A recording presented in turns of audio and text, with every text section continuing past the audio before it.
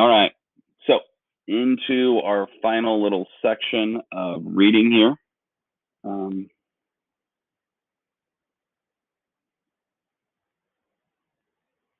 okay, that's fine, Jackie. I'm okay with that. Just join whenever you can into the Google Meet. And I'll also give you some time to work once we're finished here. So, July 27th, Mr. Donegan was very nice when I came back and asked him for my old job of janitor. First, he was very suspicious, but I told him what happened to me. Then he looked very sad and put his hand on my shoulder and said, Charlie Gordon, you got guts. Everybody looked at me when I came downstairs and started working in the toilet, sweeping it out like I used to. I told myself, Charlie, if they make fun of you, don't get sore because you remember they're not so smart as you once thought they were. And besides, they were once your friends. And if they laughed at you, that doesn't mean anything because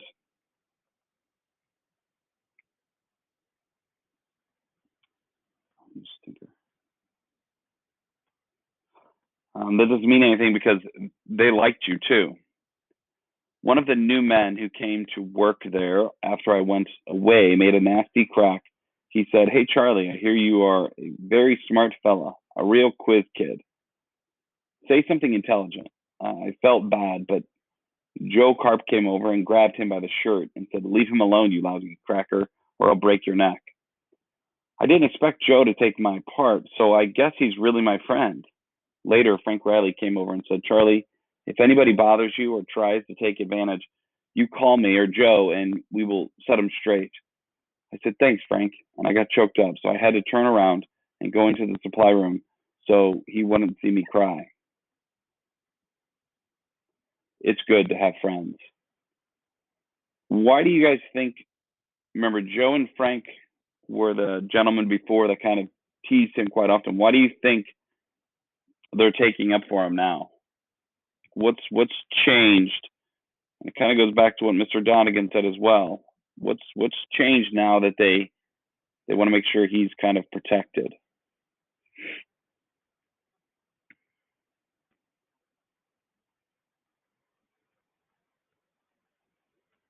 Okay, it could be a little bit of. I think you're right, Zach, that they maybe feel bad for him.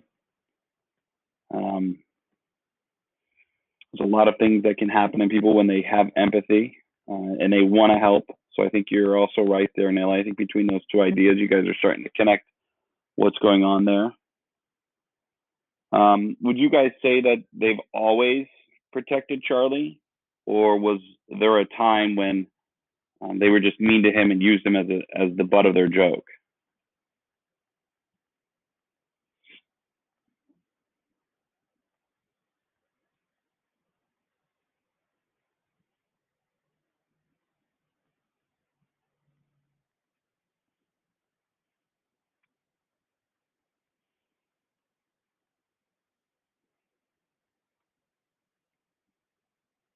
Good.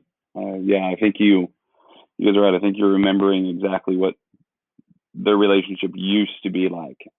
Definitely very different.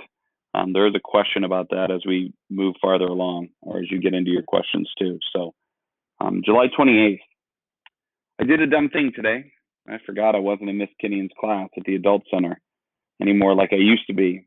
I went in and sat down in my old seat in the back of the room, and she looked at me funny and she said, Charles, I didn't remember she ever called me that before, only Charlie. So I said, Hello, Miss Kinnean. I'm ready for my lesson today. Only I lost my reader and we was using. She started to cry and run out of the room, and everybody looked at me, and I saw they wasn't the same people who used to be in my class. Then all of a sudden, I remembered some things about the operation and me getting smart, and I said, "Holy smoke! I really pulled a Charlie Gordon this time." I went away before she came back to the room. That's why I'm going away from New York for good. I don't want to do nothing like that again. I don't want Miss Kinnean to feel sorry for me. Everybody feels sorry at the factory, and I don't want that either. So I'm going someplace where nobody knows that Charlie Gordon was once a genius, and now he can't even read a book or write good.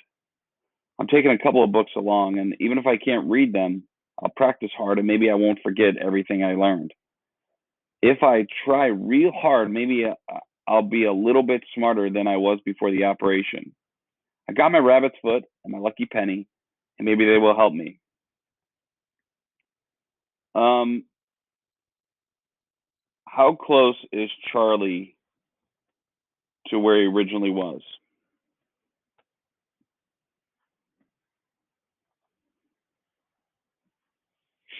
So, in other words, has he lost everything in his ability? Nellie says very.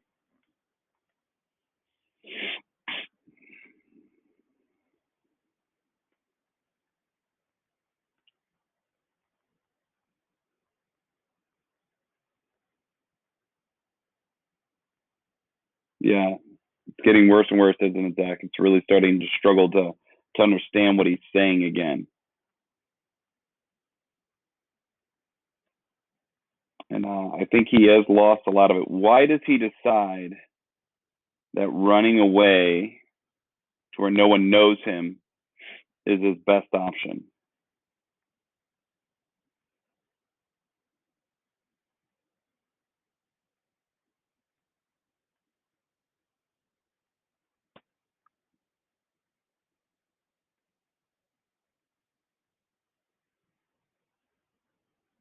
Why is it Charlie's decided that running away is his best option?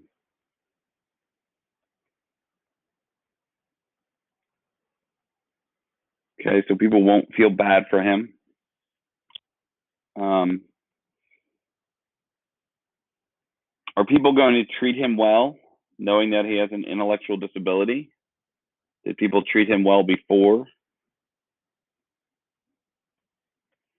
Okay. And that's why this short story was one, and Bruce was right that they're probably not going to treat him well either. But that's the reason why this book had such, or a short story had such a large impact. And Daniel Keyes was asked to write um, a, a book about it and expand the story and the idea. And Nellie, it goes to what you're saying there, is that people realize that maybe they weren't showing empathy to people that have disabilities, and that maybe they need to reanalyze um, how people were being treated just because of the way they were born. This short story, this book, had an impact and changed the way a lot of people saw individuals with disabilities. It opened up normalized schooling for kids, and also changed the idea of how kids with disabilities should even be raised in their own home. So he decides to take a couple books with him, and he says, "If you ever read this, Miss Kinnian, don't be sorry for me. I'm glad I got a second chance to be smart because I learned a lot of things that I never knew were in this world.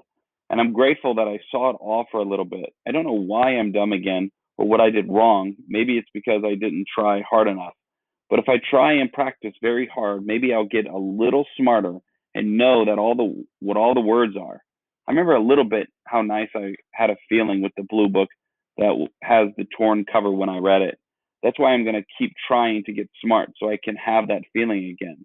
It's a good feeling to know things and to be smart. I wish I had it right now. If I did, I would sit down and read all the time. Anyway, I bet I'm the first dumb person in the world who ever found out something important for science. I remember I did something, but I don't remember what. So I guess it's like I did it for all the dumb people like me. Goodbye, Miss Kinnian and Dr. Strauss and everybody. And P.S. Please tell Dr. Niemer not to be such a grouch. When people laugh at him and he would have more friends. It's easy to make friends if you let people laugh at you. I'm gonna have lots of friends where I go. PPS. Um, Please, if you get a chance, put some flowers on Algernon's grave in the backyard.